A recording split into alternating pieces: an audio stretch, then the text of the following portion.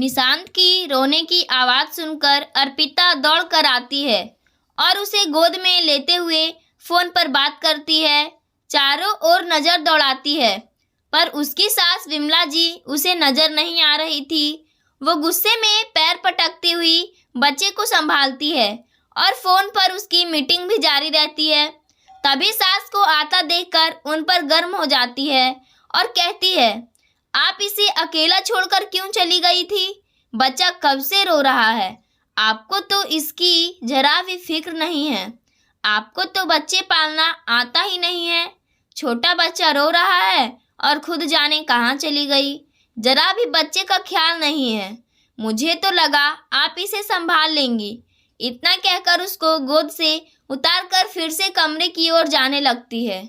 विमला जी देखती ही रह गई, क्योंकि ऐसा पहली बार नहीं हुआ है जब बहू उन पर इस तरह से गर्म हुई है।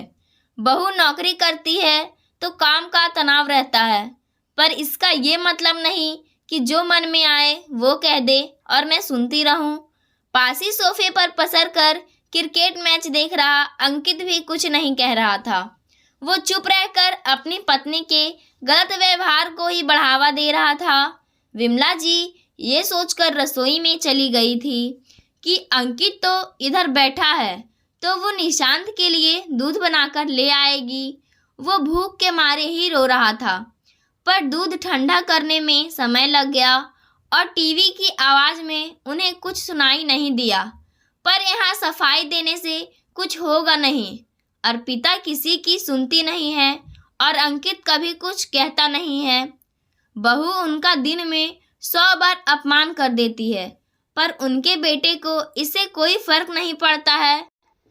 विमला जी अपने बेटे बहू के साथ फ्लैट में रहती है। बेटे अंकित की शादी 5 साल पहले अर्पिता से हुई थी। अर्पिता और अंकित एक ही ऑफिस में काम करते थे, तो उन्होंने एक दूसरे को पसंद कर लिया था। अंकित के पिता बरसों पहले निधन हो गया था। उन्होंने लोगों को टिफ़िन बनाकर देने का काम वर्षों किया, पर इसी से अंकित का पालन पोषण किया, अंकित को पढ़ाया। जब अंकित अपने पैरों पर खड़ा हुआ तो उनकी मेहनत रंग लाई। अब अंकित उनसे कहता था कि ये टिफ़िन का काम बंद कर दो, पर उनका कहना था कि उनका खाना आज भी लोगों को बहुत पसंद आता है और कई बुजुर्ग और नौकरी पेशा उनसे टिफ़िन लेते हैं। शादी के बाद उनका ये काम अर्पिता को भी अखरता था, पर वो अपने पुराने घर में ये काम करती रही। अर्पिता ने जल्दी ही नया फ्लैट ले लिया और अंकित को उसमें साथ लेकर आ गई कि उनका ऑफिस यहाँ से पास पड़ता है। अर्पिता भी नौकरी करती थी, तो उसने खाना बनाने वाली रख ली। उधर विमला जी की टिफ़िन सेवाएं चल रही थी। वो अपने काम में व्यस्त रहती थी और अर्पिता और अंकित अपने काम में व्यस्त रहते थे। शनिवार या रविवार को दोनों माँ से मिलने चले जाते थे। विमला जी अपना काम छोड़कर उनके साथ जाना नहीं चाहती थी।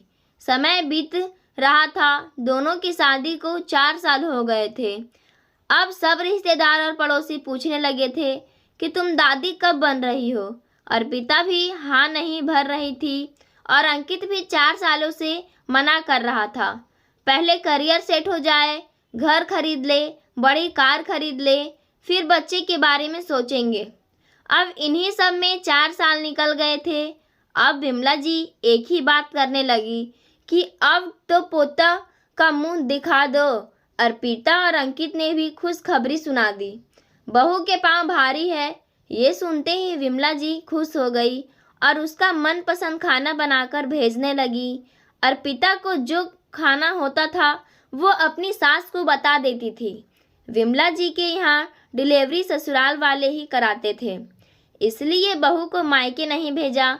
उन्होंने 9 महीने अर्पिता का खूब ख्याल रखा और जैसे ही अर्पिता ने बेटे को जन्म दिया, अपने पोते को देखकर वो निहाल हो गई। अब निशांत को पालने की बारी आई तो अर्पिता और अंकित के हाथ पैर फूल गए। उन्होंने अपनी मम्मी से यही रुक जाने को कहा कि वो लोग इतने छोटे बच्चे को पाल नहीं पाएंगे और एजेंसी की आया पर वो भरोसा नहीं कर पाते हैं। तो पोते को मुंह में फंसकर वो भी रुक गई और कुछ महीनों के लिए अपनी टिफिन सेवाएं बंद कर दी। अपना जरूरी सामान लेकर वो बेटे बहू के फ्लैट में रहने को आ गई। निशांत रात भर रोता तो उसे चुप कराती थी। अर्पिता तो अपने ऑफिस का काम करके सो जाती थी। कुछ ही महीनों में ऑफिस के कारण अर्पिता ने अपना दूध पिलाना बंद कर दिया तो उसे ऊपर का दूध पिलाने लगी। अब ये जिम्मेदारी भी विमला जी पर आ गई थी। पोते को नहलाने, मालिश करने से लेकर खाने पीने तक का ख्याल वही रखती थी। वो ही सुबह से रात तक लगी रहती थी। दोनों ने बच्चा तो पैदा कर दिया था पर सारी जिम्मेदारी विमला जी पर डाल दी थी। निशांत रात को अपनी दादी के पास ही सोता था। दोनों पति पत्नी बच्चा पैदा करके भी उसकी जिम्मेदारी से पूर्ण मुक्त हो चुके थे। एक दिन निशांत को तेज बुखार था। वो उनकी गोद से उतर ही नहीं रहा था। उन्होंने ऑफिस फ़ोन करके अर्पिता को ही बताया पर ज़रूरी मीटिंग है ये कहकर अर्पिता नहीं आई और देर रात तक आकर सो गई। बहू बेटे को ऐसा व्यवहार देखकर वो दुखी हो जाया करती थी। एक दिन सुबह निशांत दूध नहीं पी रहा था तो उन्होंने बहू को कहा कि तुम इसे पिला दो, इसे मम्मी के हाथ से पीना है। पर अर्पिता ने मुंह फेर लिया और अपने मोबाइल पर काम करने लगी। अंकित भी घंटों क्रिकेट मैच देखता रहता था पर अपने बेटों को जरा भी समय नहीं देता था। मम्मी जी, मैं ऑफिस की एक सहेली की सगाई पार्टी में जा रही हूँ, आप इसे दूध पिलाकर सुला दीजिएगा। और वो हवा में कार की चाबी घुमाती हुई निकल गई। अंकित भी आया और दोस्तों के साथ वीकेंड मनाने चला गया। दोनों के व्यवहार से ऐसा लगता था कि दोनों ने बच्चा दुनिया को दिखाने के लिए पैदा किया है। दोनों में से कोई भी अपने बच्चों की जिम्मेदारी लेना ही नहीं चाहता था। विमला जी ये सब देखकर हैरान थी। वो तो अंकित को एक पल भी अकेला नहीं छोड़ती थी। बच्चा पैदा करने से एक माँ का कर्तव्य खत्म नहीं हो जाता है, बच्चे का पालन पोषण भी करना होता है। बच्चा माँ और पिता दोनों की जिम्मेदारी होता है। अपने बच्चे को पालना, उसकी हर बार गतिविधियों को देखकर एक माँ कितनी खुश होती है, उसे शब्दों में बयान करना मुश्किल है।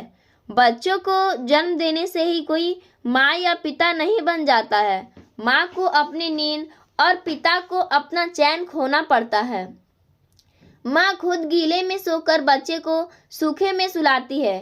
जब बच्चे को तकलीफ होती है तो वो उसे माँ की गोद और पिता के कंधे चाहिए होते हैं। उसमें वो अपने आप को सुरक्षित महसूस करता है और इसी सुरक्षा से वो जुड़ाव महसूस करता है। रोते हुए बच्चे को सिर्फ माँ की गोद चाहिए होती है। माँ की बाहों में समाकर वो खुश हो जाता है। माँ की लोरी सुनकर वो सुकून की नींद सोता है। पर यहाँ तो दोनों को घूमने फिरने और पार्टी से फुर्सत ही नहीं है। विमला जी ये सब काफ़ी महीनों से देख रही थी। उन्होंने दोनों को समझाया भी था कि बच्चों को दादी से ज़्यादा माँ और पिता की ज़रूरत है, पर दोनों को अपने काम और मौज मस्ती से फुर्सत ही नहीं मिलती थी। एक दिन अर्पिता को बैग पैक करते हुए देखकर विमला जी ने पूछा, बहू कहाँ जा रही हो? मम्मी जी, मेरे ऑफिस का टूर जा रहा है। हम कुछ लड़कियां मिलकर गोवा घूमने की योजना बना रहे हैं। 4 दिन में मैं आ जाऊंगी। अच्छा है, पर निशांत कैसे रहेगा? इसे भी साथ ले जाओ, ये भी तुम्हारे साथ घूम लेगा। क्या मैं इसे गोवा साथ ले जाऊंगी तो मेरी सारी ट्रैफिक ही खराब हो जाएगी। आप हो ना, इसको संभाल लेना। और आपको इस बुढ़ापे में काम ही क्या है? अर्पिता लापरवाही से बोली। विमला जी का मन बड़ा आहत हुआ। अब वो कुछ फैसला लेना चाहती थी पर हिम्मत नहीं हो रहा था। अपनी जिंदगी का इतना बड़ा फैसला भी वो खुद नहीं ले सकती थी। वो सोच रही थी कि वापस अपने घर चली जाए। फिर उन्होंने बहुत सोचा और हिम्मत करके बोली, बहू, चाहे तुम कितनी ही पढ़ी लिखी नौकरी पेशा क्यों ना हो, पर तुम्हें बोलने की तो जरा भी तमीज़ नहीं है। मैं इतने महीनों से तुम्हारा व्यवहार देख रही थी। जब तुम्हें बड़ों से बात करने की अक्ल नहीं है तो तुम अपने बेटे को क्या संस्कार दोगी? ये बच्चा तुम्हारी जिम्मेदारी है, मेरी नहीं। मैं इस बच्चे की दादी हूँ, पर तुमने तो मुझे आया बनाकर रख दिया है। तुमने तो इससे नजरें ही फेर ली है। ये बच्चा क्या तुमने मेरे भरोसे पैदा किया है? ये बच्चा तुम दोनों का है, तो तुम दोनों ही इसकी जिम्मेदारी संभालो। मैं इसका अब और नहीं कर सकती हूँ। मुझे जाना होगा और अपने टिफ़िन सेवाएं फिर से शुरू करनी है। मुझे कई फ़ोन आ चुके हैं और अब मैंने ज़िंदगी का फ़ैसला ले लिया है। मैं कल सुबह जा रही हूँ। ये सुनते ही अर्पिता का चेहरा उतर गया और वो अंकित को देखने लगी। उसकी हालत देखकर अंकित से रहा नहीं गया। मम्मी, आप रुक जाओ ना, ये आपके पास ही रहता है और हमसे ये संभाला नहीं जाएगा। अभी तो ये कितना छोटा है, इसे अपने दादी की ज़रूरत है, दादी की लाड दुलार की ज़रूरत है। आप इसे छोड़कर कैसे जा सकती हैं? ये सुनकर वो बोली, ईश्वर का शुक्र है कि आज मेरे बेटे की ज़ुबान तो खोली। मुझे तो लगा था कि तू बोलना ही भूल गया है, और बोला भी तो अपने पत्नी के पक्ष में बोला है। इतने दिनों तेरी मम्मी का अपमान हुआ, तेरी पत्नी मुझ पर गुस्सा करती थी, तब तो तेरी जुबान कभी नहीं खुली। और हाँ, जब इसकी माँ इसे छोड़कर गोवा घूमने जा सकती है, तो ये दादी भी जा सकती है। पहला हक तो माँ का ही होता है। ये बच्चा तुम दोनों की जिम्मेदारी है, तो तुम इसे संभालो। सिर्फ जन्म देने से ही तुम्हारे फर्ज पूरे नहीं हो जाते हैं। और हाँ बहू, तुम क्या कहती हो कि मुझे बच्चा पालना नहीं आता है? तो ये याद दिला दूं कि तुम्हारे पति को मैंने ही पालकर बड़ा किया है। अब तुम मुझे सिखाओगी कि बच्चा कैसे पालते हैं। अच्छा है, पर पहले तुम तो सीख लो, जो आज तक अपने बच्चे को पाल नहीं पाई। कभी इसके लिए जागी हो, कभी इसे लोरी सुनाकर सुलाया भी हो, तो जानू। अर्पिता, तुम क्या कह रही थी कि आपको इस उम्र में और काम ही क्या है? पहले अपने बच्चों पालो, फिर तुम्हारे बच्चे पाले। हमें क्या यही काम रह गया है? कुछ घंटे पालना अलग बात है और पूरे बच्चे की जिम्मेदारी लेना अलग बात है। अब उम्र के हिसाब से थकान भी आती है। बच्चों के साथ ज़्यादा भाग दौड़ी करने से घुटने में दर्द हो जाता है। बच्चों को 24 घंटे संभालना आसान नहीं है। फिर आजकल के बच्चों को खान पान रहन सहन भी तो अलग होता है। उस दिन मैंने इसके पेट दर्द होने पर नाभि में हींग लगा दी थी, तो तुम मुझ पर चिल्ला पड़ी थी। मालिश कर दी तो तुमने मुझे उल्हाना दिया। मैं दवाई देना भूल गई तो तुमने मुझे अपनी कामवाली के सामने झिड़क दिया। क्या मेरी कोई इज्जत नहीं है? कभी कभी बच्चों को घरेलू इलाज भी देने पड़ते हैं। हर बात पर डॉक्टर की दवाई नहीं दी जाती है। निशांत के वैक्सीन का ध्यान भी मैं रखूं। उस दिन उसके डायपर खत्म हो गए थे, तो तुमने मुझे कड़वी बातें सुना दी थी। क्या ये याद रखना तुम्हारा फर्ज नहीं है? ज़्यादा गर्म दूध हो तो तुम मुझ पर चिल्लाती हो। सेरेलक खिचड़ी अच्छे से बनाती हूँ, पर तुम्हें तो नुक्स निकालने की आदत हो गई है। पर अब मुझसे और सहन नहीं होता है। मुझे तो कुछ नहीं आता है। मैंने तो बिना पिता के बच्चे को ऐसे ही पाल कर बड़ा कर दिया है। अब तुम दोनों की बारी है। एक अच्छे माता पिता की तरह इसकी परवरिश करो और संस्कार दो। और हाँ बहू, मुझे बच्चे पालने के अलावा एक काम और भी है। मेरा भी नाम पहचान है।